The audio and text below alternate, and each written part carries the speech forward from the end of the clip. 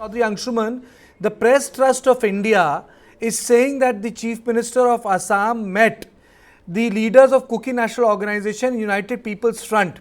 And in this meeting, they have said that the meeting went very well and this meeting took place very quietly. And as per reports, Himanta Biswa Sarma is likely to visit Chura Chandpur and Kangpoki, where he will be meeting the Kuki civil society groups. Now, if this is happening, Angshuman, this is broken by Press Trust of India. I am putting it on record. Is it a breakthrough by Himanta Biswa Sarma? In the current context, certainly a breakthrough. But what I would say is that, as the Chief Minister of Assam himself said, he was very late in visiting Manipur. He should have done it much earlier. Especially given the fact that Mr. Himanta Biswa Sarma is almost the BJP High Command's point person for the Northeast. During any elections in the Northeast, in any state in the Northeast, we see him being very active. We see him shuttling around. We see him talking to various stakeholders, political stakeholders. Then my question is, why the delay in this case where there's loss of lives, property, and such intense violence, unprecedented amount of violence? Angshuman, just let me tell you, these are the visuals which are coming in, and these are the visuals from the border. Look at this visual. This is Myanmar border. This is coming from the Manipur. These are live visuals. These are live visuals which are being fed. Anyway, my question is, if peace process is on way, how come violence continues in Manipur? Why is this happening? Yeah. These are not dated. Right. So I think, peacemaking is far more complex than we think. It's easy to talk about, let's have peace, let's all sit down together and talk. But it's a very complicated process. I think one thing that we need to really talk about and not dismiss is that in this particular case, one community feels that the state is biased in favor of another community. In this case, specifically, the Kukis feel that the state government is biased in favor of the Meiteis. The state government immediately needs to cleanse itself of that image. Without that, there cannot be peace, I would say. The second point that I want to make is that, which I've been saying since day one, which is that without a sense of justice, without a framework of justice, there cannot be peace. And my concern is that is being dodged at the moment. One of the first mistakes that the state government made, which led to this cycle of violence beginning, is that the Kuki community was not consulted in, for example, the reserve forest policy of the state government. And the Kuki community, many representatives had actually said that we are ready to sit down together and talk about protecting the environment through reserve forests, but at least consult us. And the complaint was that the reserve forests were being expanded without their consultation. My fear is that the government is repeating that same mistake again of not consulting a big chunk of the population or the representatives of the big chunk of the population in Manipur, for instance, in creation of this peace community. So I think, there has to be widespread consultation, and peace has to be necessarily accompanied by justice, a sense of and a framework of justice. These are the live visuals which are coming from Manipur. Dr. Malem, on one hand, we are talking about Himanta Biswa Sarma coming to Manipur. And on the other hand, these are live visuals coming. This is so heartbreaking that even after 1 month that the state administration is not able to protect the life and property of the people. There are more than 50,000 people in shelter. We have created a displaced population within a state. Dr. Malem. Yes. What's your question? My question is, this is heartbreaking that despite a month, the violence continues. These are latest visuals which are being fed from a broadcast agency in our studios. And this shows that even today the violence continues. No, I don't know about today's report, but I know that the tension is still there, and conflict may continue. And I know that many people have become victims of the conflict, and many people who are, or other communities who are not directly involved in this conflict are also suffering economically, psychologically, politically, and socially. So it's affecting everybody in the state. The armed police and the paramilitary forces who are directly engaged in all this, counterinsurgency or the counter attack measures are having sleepless nights. Their life is also exposed. We have seen that many security forces have laid down their lives. They are having psychological stress. Many people are suffering from psychological trauma. These visuals are from Dr. Malem. These visuals are from Imphal. This is Imphal from district. Imphal. Yes, sir. These Who visuals are are these from people? Imphal district. Okay. I also heard that some peoples are voluntarily evacuating, fearing that And the this is crisis. from More, sir. Yes, sir. This is from More. This particular visual is coming from More, sir. I'm just telling this to all our panelists. These visuals are from More, where the Meiteis people had to flee. And you can see that the Myanmar border was there.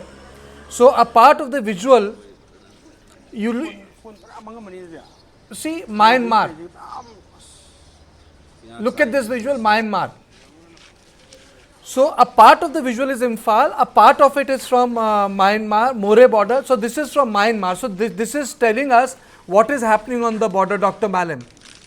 Yes, I have seen it, and I was saying that there is a terrible situation, and we are thinking of peaceful resolution. Peace should come because we have histories of conflict in the past as well. Kuki marauders have attacked many peoples in 1917 to 20, but still peace returned afterwards. Then we have Kukis and Paites killing one another. But now they, in 1997 to 98, but now the matters has resolved. They are together now. They have settled and live together peacefully in Churasanpur town itself. We have the Kukis and the Nagas killing each other from 1992 to 1996. We thought that they would be completely separated, but now we realize that they could manage to settle together peacefully, harmfully, and as friends, as comrades, as peoples in the hills together. So, like the conflict that's going on between Meiteis and the Kukis now can arrive at an exhaustion point and peace can be returned. We can all live together peacefully. That's my belief. And I'm only appealing to the rational peoples that let's try to find out the mechanisms to restore peace and order, no matter how long it may take time. This is my appeal.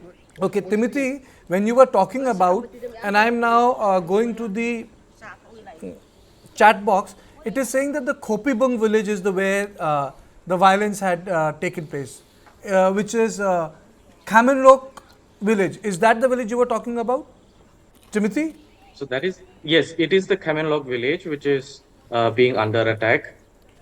And again, as Dr. Marem, I think he forgot to mention how the Imphal Valley-based insurgent groups had totally banned Hindi cinemas, totally banned, their demands was from secession from India, and they never considered themselves to be part of India. And how the Imphal Valley-based insurgent groups fled to Myanmar and took protection from military junta, and how they military junta took the help of this Meitei insurgency to attack the People Democratic Front in Myanmar. The and the and this valley based insurgent groups have not even signed any suspension of operation. So these are the things which and there are also ground reports where the Meitei insurgents have fled from Myanmar to other hill areas to attack. In 2006 also you have seen how the Mar community people were raped, and how there was a huge protest 2007 at Jantar Mantar, and the army took the combing operation there in the hill areas. So there are records, and then Dr. Marem pointing out the Kuki and other conflicts with other communities. They forgot to mention that the Meitei insurgencies, how they are involved in killing of the army personnel, and how they want secession from India. Okay, Timothy, I would just like to hold on your thought for a minute. Angshuman, till how long can this fighting take place? First of all, I want your comments on the visuals which have come from the border, and secondly, कोई तरीका नहीं है where Meiteis and Kukis can actually come together and talk about peace, Angshuman? Yeah. Firstly, on our first question, it's truly heartbreaking to see those visuals, especially the visuals from More and the India-Myanmar border gate being visible. This town, this bustling border trading town, was supposed to be India's gateway to not just Myanmar but also Southeast Asia. Through what is known as the India-Myanmar Trilateral Highway or the Trans-Asian Highway, which currently is one of India's most important projects, connectivity projects, West-East connectivity projects. and it enters Myanmar in Moreh and exits Myanmar into Thailand in Mysore. So Moreh is supposed to be an entry point. It's supposed to be a sort of futuristic entry point Just for to India. stop you for a minute, one thing is very clear. The way Kuki churches were attacked, this time if you look at these visuals, there was a place called Meitei Cultural Center. So anything which is associated with any ethnicity becomes an object of attack. Isn't it, Angshuman? Absolutely. So, this And I'll shows that point it out to you. I'll point it out to you when the visual will come.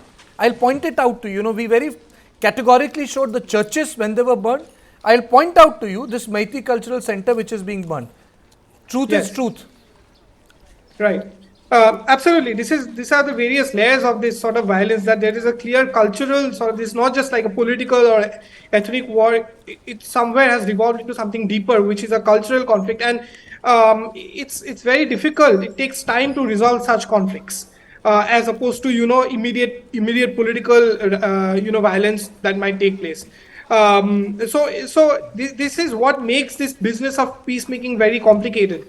But what I was saying about Moreh is that why peacemaking is absolutely important from the Indian government's perspective in Manipur is precisely this, that it's not just about domestic politics, it's not just about bringing peace within Manipur, which is extremely important, but also about stabilizing a region which is supposed to facilitate India's outward reach, which is supposed to facilitate India's eastward diplomatic push into Myanmar and forward. So far, only the Myanmar bit of the puzzle was a challenge for India because of the coup in terms of building this India-Myanmar-Thailand trilateral highway. But now that we see that even Manipur is up in flames, even Moreh is up in flames, another layer of challenge has been added. And this is what makes the imperative of bringing back peace and stability in Manipur even more urgent for the Indian government.